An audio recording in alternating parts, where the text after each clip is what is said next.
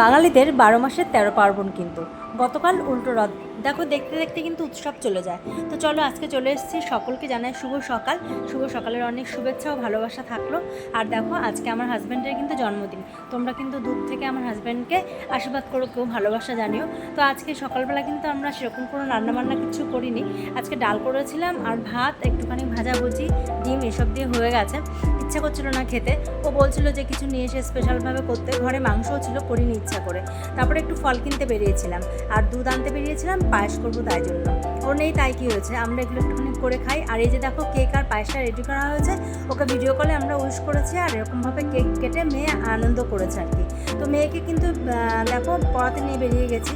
আকাশটা প্রচণ্ড পরিমাণে মেঘলা, কখনো বৃষ্টি হচ্ছে কখনো বৃষ্টি হচ্ছে না। তারপরে চলে এসেছি, এই যে আজকে মঙ্গলবার, বজরংবলী মন্দিরে আমি প্রত্যেক দিন আসি, মোটামুটি আসার চেষ্টা করি। তো এখানে পুজো দিয়ে মনটা খুব ভালো হয়ে গেল। বাড়িকে ডিনার সারলাম। টাটা, গুড নাইট।